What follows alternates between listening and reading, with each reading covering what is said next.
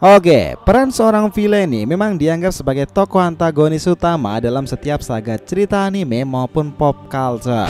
Tapi tahu nggak sih jika dalam sejarahnya para villain atau seorang tokoh antihero itu ternyata malah digandrungi oleh para penikmat karena jalan hidupnya, petua dan nasihat mereka serta cara pandang mereka terhadap kehidupan sangat luar biasa.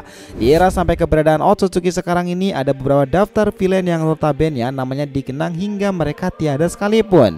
Keadaan ini juga menjadi relevan dengan apa yang dialami oleh Boruto Otsutsuki, kebangkitan sang villain itu dan ancaman dunia ninja.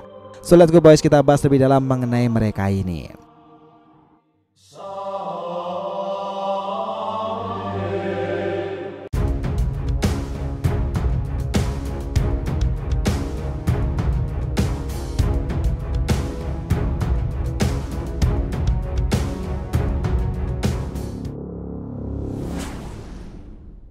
Yo nakama Shinobi DR TV, welcome back again. Nah, kali ini kita akan ngebahas mengenai alasan Boruto akan ada dalam daftar para villain hebat dalam sejarah dunia Shinobi sendiri. Oke, biar nggak salah persepsi silahkan simak sampai akhir ya. Jangan lupa like dan kasih respon di video kali ini. Kita lanjut. Nah, apa yang dialami Boruto sekarang itu memang akan berpengaruh padanya di masa depan nanti. Ia yang kini sudah kehilangan segalanya, Boruto mau tak mau dibaksa pula menjadi seorang villain. Masa lalumu memang tak sesedih Naruto, tetapi aku tak pernah menyangka bahwa masa depanmu akan sesedih ini, Boruto. Nah, seperti itulah yang dikatakan oleh Momoshiki. Nah, tapi faktanya nih, di era ninja yang kacau ini sebenarnya para villain-villain besar sendiri pernah muncul. Bahkan mereka ini kalau bisa dihitung nih, ada beberapa di antara mereka yang dikenal sosok anti-hero tetapi perannya luar biasa mengesankan. Dan Boruto sendiri berpotensi melampaui mereka ini karena takdir dan jalan hidupnya pasti akan dibuat berbeda. Dari sekian banyak villain kuat, mereka tak sekedar hebat tetapi begitu digandrungi. Pertama adalah Pain Tendo.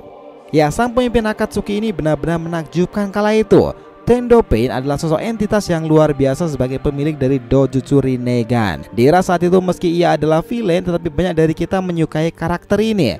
Tenang, berwibawa dan dapat diandalkan sebagai seorang ketua. Nah, Tendo Pain mengesankan karena memiliki kemampuan The Saga of Six Paths, Shinra Tensei, Banso Tenin, serta Chibaku Tensei. Nah, sungguh villain itu sangat sulit untuk dilupakan nih.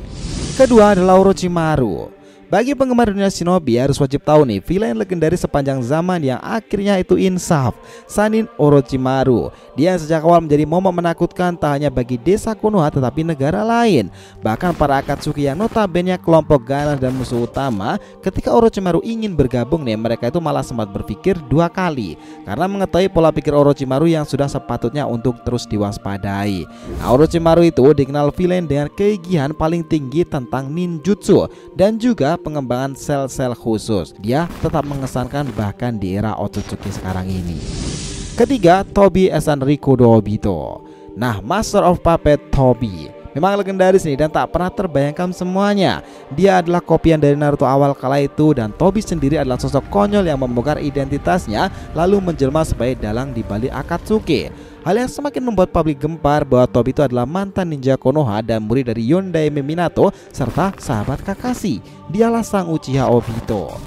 Peran manusia bertopeng awal di era Shinobi itu begitu menggairahkan nih, sekaligus mencekap karena ada Tobi sendiri. Dan perlu diketahui nih, bahwa transformasi Tobi lalu ke Uchiha Obito lalu berpindah ke Rikudo Obito itu adalah saat-saat terindah ketika kita nih melihat dunia Shinobi masa lalu karena plot twist dari villain itu sangatlah menarik.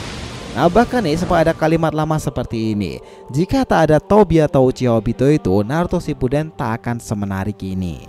Nah, sebagai seorang villain besar yang telah kembali ke jalan yang benar nih, di saat-saat terakhir pun kekuatannya ini tetap membantu dunia Shinobi. Mangekyo Sharingan, Kamui Shuriken. Nah, keempat, The Legendary Madara. Inilah sosok villain paling menggembarkan bahkan sejak era Konoha belum dibuat. Nah, kemudian didirikan lalu mencoba menghancurkannya kembali. Madara yang dianggap selevel dengan dewanya para shinobi, perjalanan hidup membentuknya sebagai seorang legenda yang namanya diagung-agungkan selevel dengan Hashirama. Bukan omong kosong memang, bahkan Madara itu sangatlah menakutkan. Dia ini bisa memanipulasi kematiannya menggunakan teknik rahasia Uchiha Izanagi. Kala itu bahkan Tobirama itu kecolongan dan adanya Akatsuki, Madara lah yang memainkan pionnya di sana karena ideologi mereka itu bergeser tak seperti yang dahulu didirikan awal oleh Nagato, Konan dan juga Yahiko melalui sang bidaknya itu Tobi Asan Uchiha Obito. Nah, Madara menyusun rencana sebagai jajaran paling tinggi dalam Master of Puppets sebagai seorang ninja. Bahkan perubahannya ke dalam mode Rikudo bisa dianggap lebih superior ketimbang Obito. Dia ini lebih sempurna, lebih kuat, dan memang terlihat seperti Otsutsuki. Hal itu mungkin didasari karena Madara adalah reinkarnasi dari keturunan Hagoromo Indra Otsutsuki. Sampai sekarang Madara adalah seorang legendaris. Kelima adalah kembali ke Otsutsuki nih. Dia adalah Kaguya. Jika kita menganggap bahwa jajaran tertinggi dalam Master of Puppets seorang shinobi adalah Madara sebagai sosok villain, maka yang paling tinggi dari entitas itu semuanya adalah bangsa Otsutsuki. Dalam kasus shinobi masa lalu, ada seorang nenek moyang cakra dunia shinobi, Kaguya. Nah, melalui Zetsu hitam kala itu nih, Madara yang hebat bahkan termanipulasi dan juga terkecoh. Karena Zetsu hitam bukanlah kehendak Madara, tetapi Zetsu hitam adalah kehendak Kaguya. Melalui prasasti batu Uchiha yang dimanipulasi itu, ia membuat sebuah pesan bahwa Tenni Mugen Tsukuyomi adalah puncak dari segala keabadian yang membuat semua orang tertidur dalam mimpi abadi.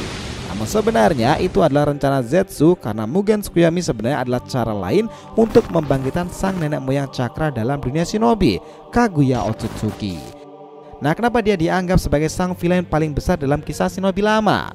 Ya bayangin aja nih, makhluk ini tak tertandingi soal kekuatannya. Dia bisa berpindah ke 6 dimensi semaunya, bahkan Dojutsu terbilang dalam kategori Shinjutsu teknik seni ilahi, Rinne Sharingan. Bukan itu sudah menjawab semengerikan apa makhluk satu ini? Nah, jadi nih kalau disimpulkan lagi, semuanya itu tetap akan mengarah pada seorang Otsutsuki sebagai villain utamanya. Mereka memang masuk dalam daftar para villain mengesankan yang pernah ada nih. Tetapi Boruto sendiri tak menutup kemungkinan akan melebihi mereka semuanya pula, karena dalam dirinya ada seorang Otsutsuki yang bahkan ialah yang seharusnya menjemput Kaguya Otsutsuki. Dia adalah Momoshiki, dan Boruto kini yang terkadang bangkit dalam mode Borushikinya itu karena miliknya menimpa segala kemampuan tempur dari pengalaman Momoshiki sejak masa lalu.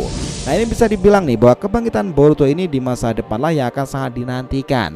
Ketambahan yang perlu diingat bahwa kenapa Boruto akan masuk dalam jajaran villain besar dalam sejarahnya sekarang ini, ya karena orang ini memiliki takdir yang sangat berbeda nih, dan dianggap sebagai penjembatan untuk masuk ke dunia lebih jauh lagi, universe para Otsutsuki. Nah, dengan keadaan Boruto seperti ini nih, di era inilah kita para fans juga masih berasumsi dan sepertinya benar dengan keberadaan Zetsu yang terus bertransformasi lagi dan lagi, bahwa cepat atau lambat sang villain besar dunia shinobi lama pun juga akan kembali lagi, ya, Kaguya Otsutsuki. Wow, that's not like one of idea. So, itulah tadi nih pembahasan kita mengenai alasan Boruto akan ada dalam daftar para villain hebat dalam sejarah dunia shinobi sendiri. Thanks a lot guys, selamat nonton video ini and we'll be come back again.